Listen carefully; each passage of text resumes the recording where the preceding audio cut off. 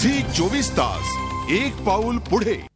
पुण्यात प्रथमच नारी कॅब ही वेगळी टॅक्सी सेवा सुरू करण्यात आली आहे। या टॅक्सी सेवेचं वैशिष्ट्य म्हणजे ही टॅक्सी सेवा महिला चालवणार आहेत। जागतिक महिला दिनानिमित्त ही अनोखी सेवा पुण्यात पहिल्यांदाच सुरू होतीये। पुण्यातल्या रस्त्यांवर आता अशा जरा हटके असलेल्या कॅब अर्थात टॅक्सी दिसणार आहेत। पण तुम्ही जर पुरुष असाल आणि या कॅबनं प्रवास करू असा तुमचा विचार असेल तर ते शक्य नाही। या कॅब सर्व्हिसचं नाव पाहिलं की त्यामागचं कारण तुम्हाला नक्कीच समजेल। ही आहे नारी कॅब सर्व्हिस।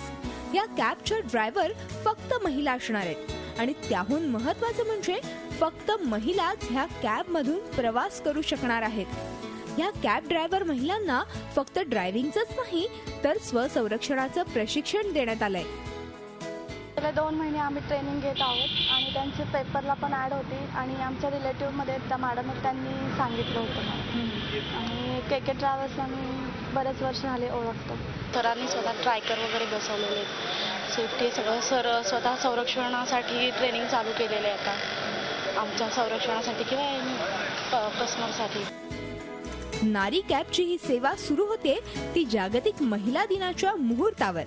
सुरक्षेच्या दृष्टीनं ह्या कॅबमध्ये GPS यंत्रणाही असणार आहे। पहिल्या टप्प्यात पुण्यात अशा 50 नारी कॅब धावणार आहेत। ट्रॅकिंग सिस्टीम लावलेली आहे त्याच्यामध्ये, म्हणजे कधी काय आम्ही आमच्या ऑफिसमध्ये बसून ती गाड्या कुठे चालल्यात मॉनिटर करू शकतो।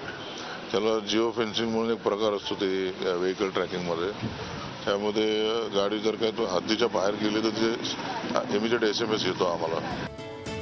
IT क्षेत्रात आणि शिफ्टमध्ये काम करणाऱ्या महिलांसाठी नारी कॅब उपयोगी ठरणार आहे, तर ज्येष्ठ महिलांना भाड्यामध्ये विशेष सवलत मिळणार आहे।